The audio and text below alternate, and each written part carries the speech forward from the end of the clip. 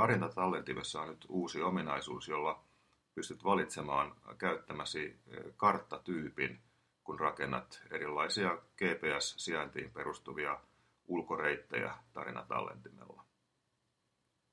Karttatyypin valinta tapahtuu yksinkertaisesti reittieditorissa. Kun reittieditorissa valitsee ja avaa editorin, näet siellä uuden kentän karttatyyppi. Karttatyyppikentällä on kaksi vaihtoehtoa: Google-kartta ja OpenStreetMap-kartta. Riippuen siitä, kumman karttatyypin valitset, kyseistä karttatyyppiä käytetään sitten reitin paikkojen näyttämisessä kartalla. Eli jos esimerkiksi valitset tästä nyt OpenStreetMap-karttatyypin reitille ja tallennat sen,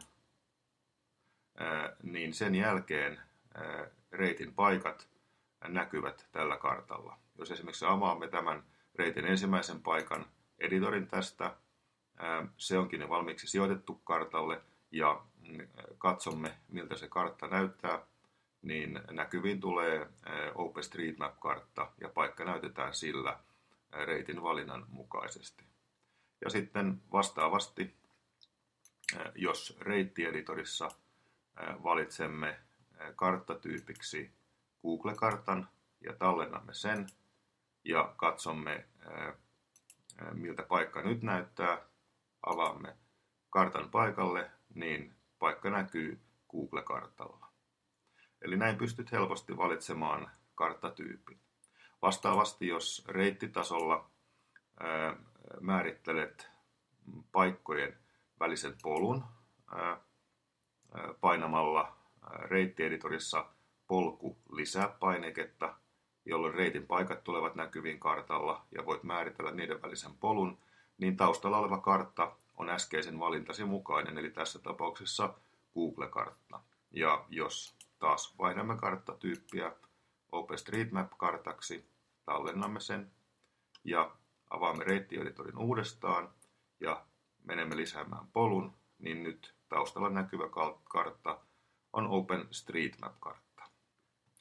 Vastaava muutos tietysti heijastuu itse tarinasoittimeen, jossa opasta käytetään. Eli opashan näyttää kartalla tältä.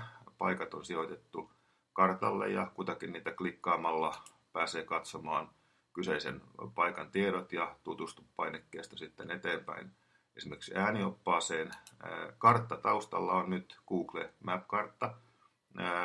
Ja jos katsomme, mikä reittieditorissa nyt on valittuna, niin siellä on OpenStreetMap-kartta. Tallennamme sen vaihtoehdon ja lataamme, kun nyt lataamme uudestaan tarinasoittimen, niin kartta, joka tulee näkyviin, on OpenStreetMap-kartta. Eli nyt paikat näkyvät tarinasoittimessa OpenStreetMap-kartalla. Ja jos tarinatallentimessa jälleen menemme ja vaihdamme kartan Google-kartaksi, tallennamme tarinatallentimessa sen ja sen jälkeen lataamme jälleen sivun uudestaan. Ja kartta, joka tulee näkyviin, on Google-kartta. Eli näin pystymme helposti vaihtamaan karttatyypin editorissa haluamaksemme.